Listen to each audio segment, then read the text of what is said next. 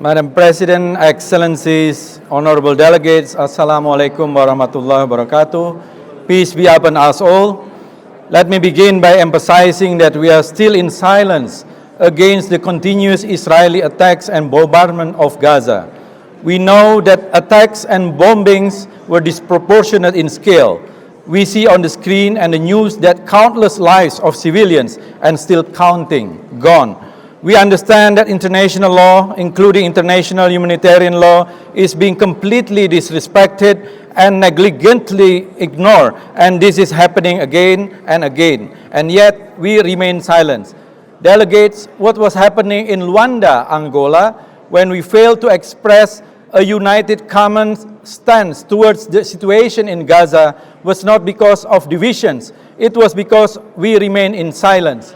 We are blind to what is happening due to international politics and double standards.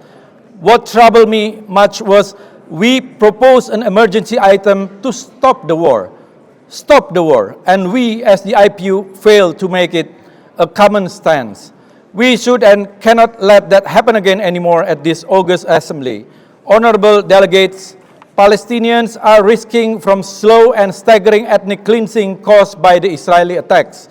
The clear indication of such are when numerous Israeli officials express statements implying genocidal rhetoric and total destruction of Gaza. When hundreds of people were killed by Israeli military force while desperately trying to reach aid trucks. When we continue to see a flagrant violation of the international values that we hold most dear. Delegates, IPU should express an opinion on what is happening in the Gaza Strip. We have witnessed a disaster beyond catastrophic, blessed by those who hold power in international arena. We have seen vague words to address the already worsening situation without full humanitarian consciousness of its root causes since the beginning. Our silence to this war and humanitarian tragedy is a humanity unrest.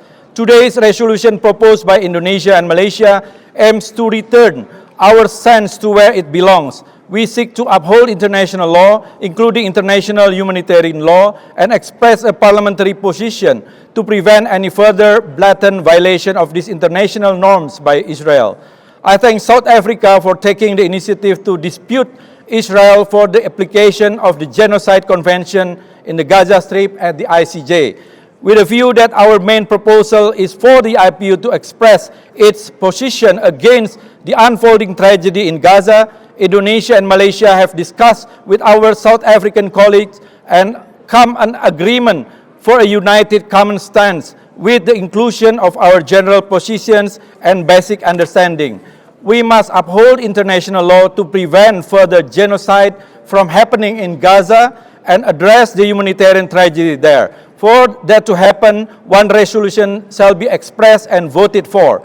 Indonesia and Malaysia, therefore, suggest the withdrawal of our emergency item, merging and aligning our position with our colleague from South Africa.